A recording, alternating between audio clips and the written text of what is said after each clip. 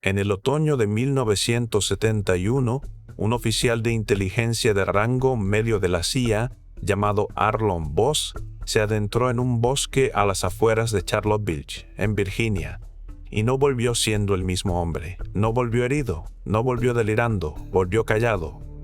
Y en la comunidad de inteligencia, callado es lo más alarmante en lo que un hombre puede convertirse.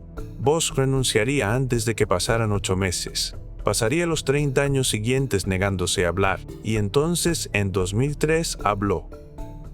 Lo que describió, un encuentro directo y sostenido con una entidad extraterrestre no humana en aquellos bosques de Virginia, plantea preguntas que el registro oficial no puede responder y que se niega siquiera a intentar responder. Empecemos exactamente donde empieza Arlon Boss en cada versión que dio jamás de los hechos, no en una sala de reuniones, no en unas instalaciones clasificadas, no en algún corredor gubernamental aséptico, iluminado por tubos fluorescentes, en el bosque de noche, a solas.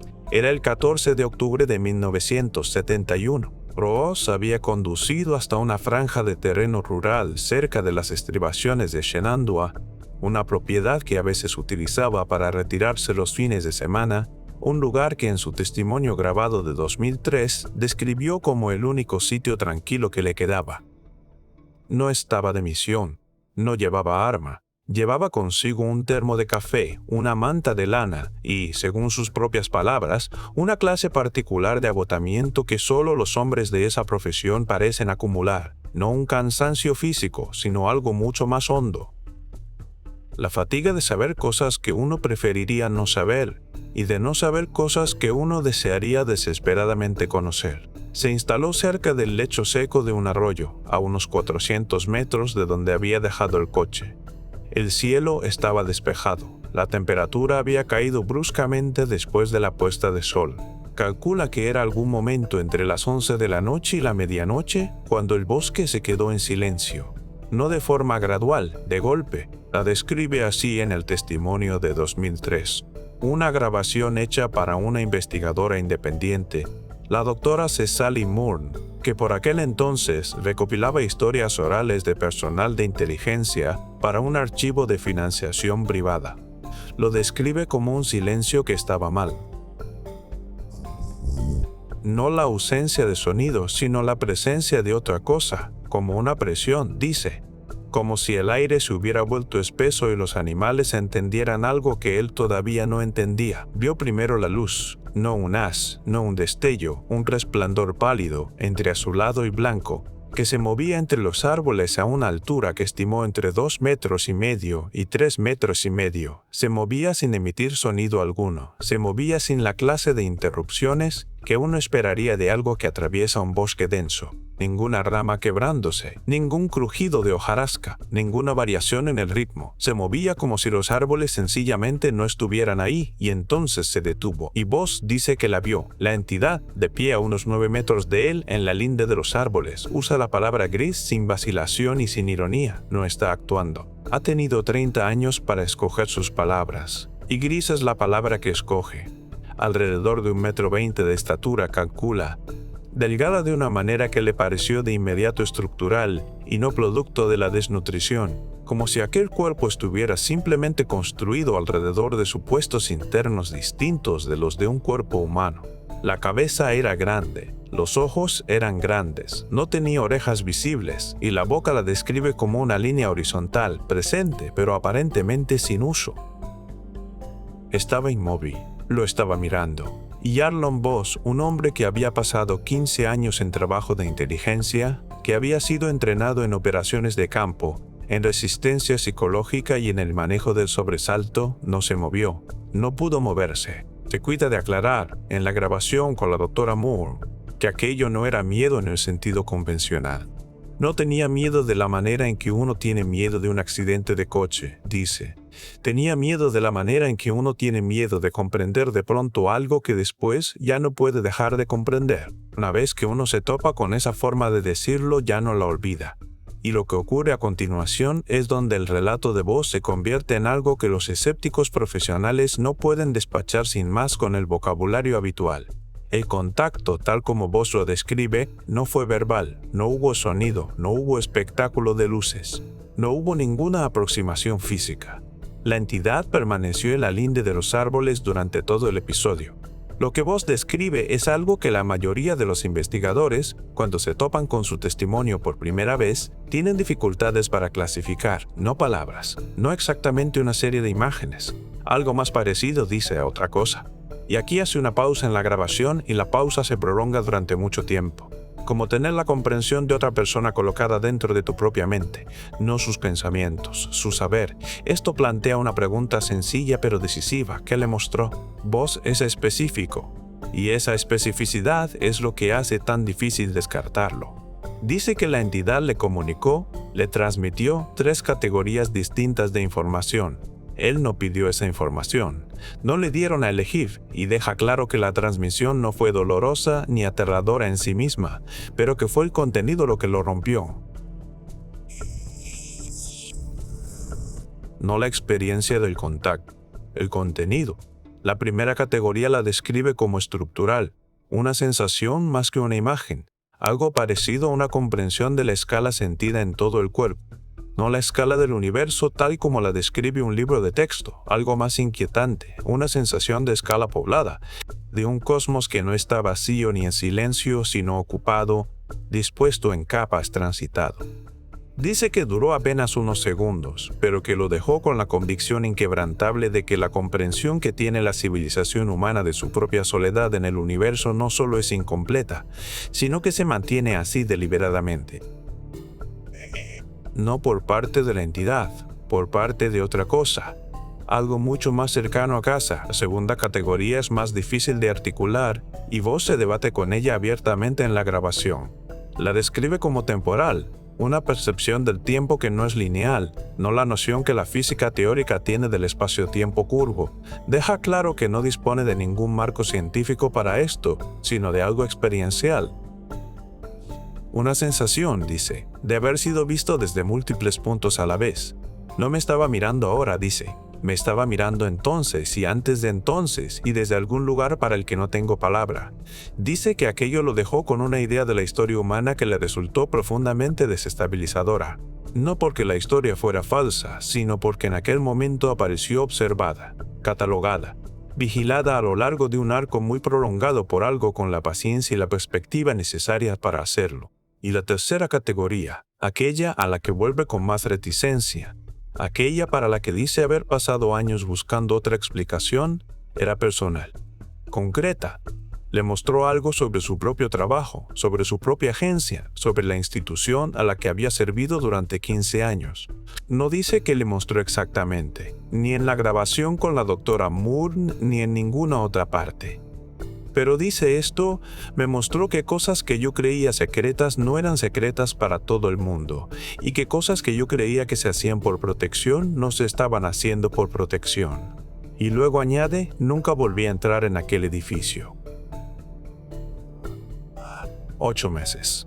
Ese es el tiempo que tardó Arlon Voss en renunciar formalmente a la agencia después de la noche del 14 de octubre de 1971. El intervalo por sí solo merece que uno se detenga en él. No una semana, no un mes. 8 meses de presentarse a trabajar. 8 meses de asistir a reuniones informativas, de firmar documentos, de aparentar normalidad. Y entonces, en junio de 1972, una carta de renuncia de la que la doctora Moon obtuvo copia a través de lo que en las notas de su archivo describe únicamente como una fuente secundaria con acceso directo. Una carta que en su párrafo final contiene una frase que no parece tener precedente burocrático alguno. Ya no soy capaz de servir a las funciones de esta oficina con la confianza de que esas funciones sirvan a los propósitos a los que yo creía que servían. Ese no es el lenguaje habitual de una renuncia. Ese es un hombre intentando decir algo sin decirlo. Y cuanto más se profundiza en el registro administrativo que rodea la salida de Voss, más empieza a resquebrajarse la explicación oficial. Su expediente personal, los fragmentos de él que han circulado en las comunidades de investigación desde los años 90, incluye una evaluación de desempeño fechada en marzo de 1972, 4 meses después del encuentro, que lo describe como cada vez menos receptivo en entornos de trabajo colaborativo, y que señala en él una aparente dificultad con la compartimentación de la información. Esa última frase, dificultad con la compartimentación de la información. En el trabajo de inteligencia, eso significa que una persona tiene problemas para mantener los secretos separados, problemas para sostener los muros entre lo que sabe y aquello sobre lo que tiene permiso para actuar. ¿Qué aspecto tiene eso después de una experiencia como la que vos describe? ¿Qué significa siquiera la compartimentación de la información para un hombre que cree que le han mostrado, en una sola noche, que los propios compartimentos forman parte de una estructura mayor que él no diseñó y que no puede ver desde dentro? Un antiguo colega de vos, un analista de señales que trabajó brevemente en la misma dirección y que aceptó hablar con el periodista independiente Reuben Clay en 1998 bajo el seudónimo de Dorset, lo describió en los meses previos a su renuncia como alguien que no estaba errático, ni asustado, ni inestable. Simplemente ya no estaba, como alguien que ya ha tomado la decisión y solo está esperando a que el papeleo lo alcance, no inestable. Simplemente ausente, esa distinción importa, y aquí es donde la investigación se convierte en algo de lo que no puedo apartar la mirada, por mucho que el escéptico que llevo dentro siga buscando una salida. Arlon Boss no es un caso aislado. El patrón se repite con una consistencia inquietante a lo largo de una serie de casos documentados que van desde finales de los años 60 hasta mediados de los años 80. Un periodo de notable turbulencia en las instituciones de inteligencia estadounidenses. Un periodo de investigaciones internas, de presiones externas y de una serie de salidas de personal silenciosas e inexplicadas que el registro oficial nunca ha llegado a esclarecer del todo. Consideremos el caso de un oficial de inteligencia de la Marina llamado Aldis Free, destinado en 1969 en un puesto de escucha de comunicaciones en la Nevada rural. En una carta privada que el investigador Clay obtuvo del patrimonio de Frick tras su muerte, en 2001, describió un encuentro nocturno con una figura pequeña de aspecto no terrestre cerca de la valla perimetral de las instalaciones. A Frick lo reasignaron antes de 3 meses. Se retiró anticipadamente. Pasó los últimos 20 años de su vida escribiendo unas memorias que, según su familia, estaban casi terminadas cuando murió y que desde entonces han desaparecido. Las memorias desaparecidas. O consideremos el testimonio de una mujer llamada Constance Wellesley, analista de documentos que trabajó para un contratista de defensa con contratos conocidos, con la agencia a principios de los años 70. En un simposio celebrado en 1997 en Flagstaff, Arizona, le contó a un investigador sin anonimato y dando su nombre completo, que durante lo que ella describió como una experiencia de contacto involuntario en 1973, le había mostrado un registro visual que, dijo, solo puedo describir como un catálogo de seres humanos, que se remontaba mucho más atrás que cualquier historia de la que yo tuviera noticia. Perdió su habilitación de seguridad 18 meses después. Nunca se dio ninguna razón oficial. Murió en 2011. Sus archivos, que según se informó, había organizado para donarlos al archivo de una universidad, nunca llegaron a entregarse. Los archivos desaparecidos, no un caso, no dos, una serie de ellos, encuentros, salidas, documentos que se esfuman. Y en el centro de cada uno de ellos, un detalle constante que me resulta imposible ignorar. Ninguna de estas personas comunicó su encuentro por los canales oficiales, ni una sola. Lo comunicaron en privado años o décadas después a investigadores independientes que operaban fuera de cualquier marco institucional. No acudieron a sus superiores. No presentaron informes. ¿Por qué no? ¿Por qué en todos los casos profesionales de inteligencia entrenados, personas cuya existencia profesional entera estaba construida en torno a informar, documentar y analizar, eligieron el silencio, a menos que el silencio fuera la opción racional? A menos que tuvieran motivos para creer que informar no daría lugar a una investigación, sino a otra cosa completamente distinta. Y ahí es donde el silencio se vuelve imposible de pasar por alto. Vuelvo una y otra vez a lo que vos describe como el contenido de la transmisión, en concreto a la tercera categoría, la personal. la que tenía que ver con su propia institución. No quiere decir que era, pero da un detalle adicional en la grabación con la doctora Morn que parece ofrecer casi por accidente, como si se le escapara entre frases más medidas. No me estaba mostrando algo que yo no supiera. Me estaba mostrando que lo había sabido todo el tiempo y que me habían ayudado con mucho cuidado a no pensar en ello. Ayudado a no pensar en ello. Esa frase se me ha quedado dentro. He entrevistado a investigadores, a historiadores, a antiguo personal militar, a gente que ha pasado décadas cerca de estas preguntas. Y cuando les pongo ese fragmento, la voz de Voss, tranquila y firme, diciendo que lo habían ayudado a no pensar, la sala siempre se queda en silencio, porque ese no es el lenguaje del delirio. Ese es el lenguaje de una persona que describe un mecanismo cognitivo concreto, un punto ciego administrado, no ignorancia sino ignorancia estructurada, la clase de ignorancia que exige una arquitectura, la clase que no se construye sola. La doctora Morn, que falleció en 2017 y cuyo archivo sigue parcialmente sin publicar, escribió en sus notas de investigación un pasaje que su antiguo estudiante de posgrado compartió conmigo, que escribió que el testimonio de Voss era distinto a cualquier otra cosa que hubiera recogido en 30 años reuniendo relatos. La mayoría de los testigos describen que les mostraron algo, escribe. Voss describe que se lo recordaron, como si la información no fuera nueva, sino recuperada, como si el ser no estuviera revelando, sino restituyendo. ¿Qué significa que te devuelvan algo que no sabías que habías perdido? He dedicado bastante tiempo a la descripción concreta que Voss da de la entidad, y hay detalles que merecen más atención de la que suelen recibir. Describe, hacia el final del encuentro, que calcula que duró entre 20 minutos y 1 hora, aunque no consigue reconciliar esa estimación con su recuerdo, un gesto específico. La entidad levantó una mano lentamente, no a modo de saludo, dice, no era un adiós, era más bien un reconocimiento. La manera en que reconocerías a alguien a quien llevas mucho tiempo observando. La manera, dice, en que reconocerías a alguien de quien esperabas que acabara levantando la vista,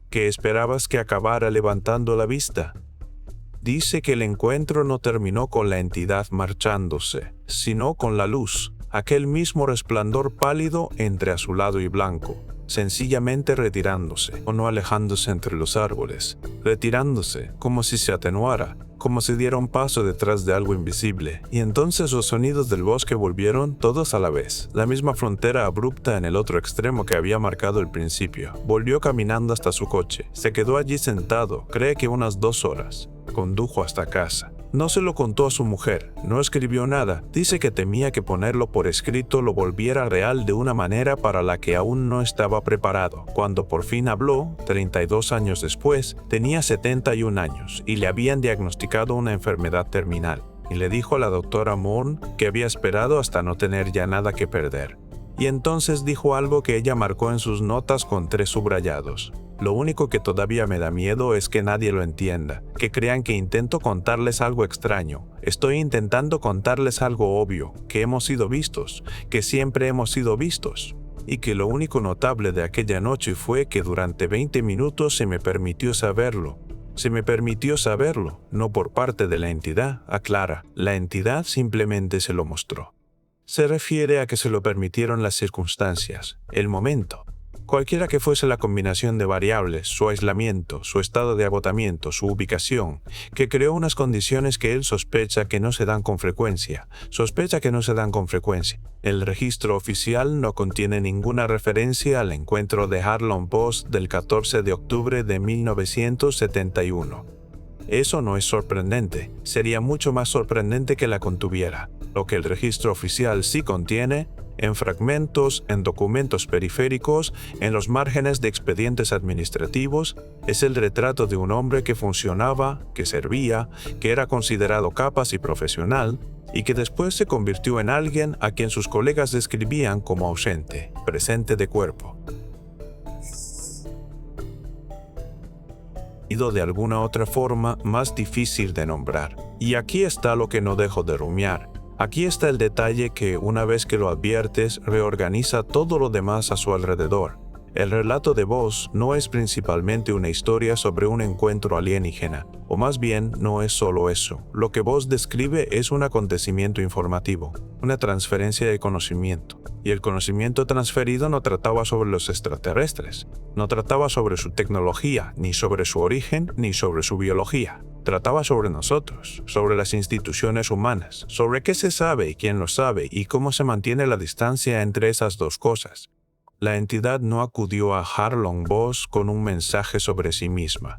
Acudió con un mensaje sobre él, sobre nosotros. ¿Qué sugiere eso acerca de la naturaleza de estos encuentros? Si el patrón se sostiene, ¿qué significa que caso tras caso el contenido de la transmisión no sea revelador sobre los seres en sí, sino revelador sobre los sistemas humanos, sobre los puntos ciegos humanos, sobre las estructuras humanas de ignorancia administrada? ¿Qué significa que esos seres, sean lo que sean y vengan de donde vengan, parezcan menos interesados en mostrarnos a ellos mismos y más interesados en mostrarnos a nosotros mismos? Harlan Bosch murió en 2009, su patrimonio era modesto, su familia ha rechazado todas las solicitudes de entrevista.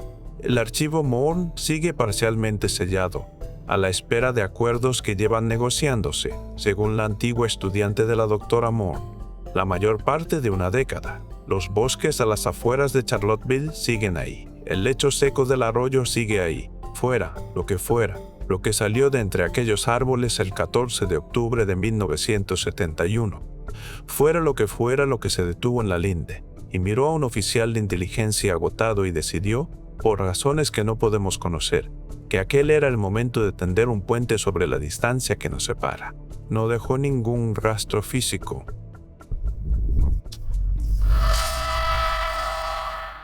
Ninguna marca de quemadura, ninguna alteración del terreno, ninguna lectura anómala de ninguna clase, nada a lo que la ciencia pueda señalar y decir, aquí ocurrió algo, solo un hombre que volvió callado, solo una carrera que terminó en una carta que no suena a renuncia, solo una serie de casos separados por los años y por la geografía, conectados por nada salvo por la forma de lo que se perdió, no la memoria, no la cordura, algo más difícil de nombrar.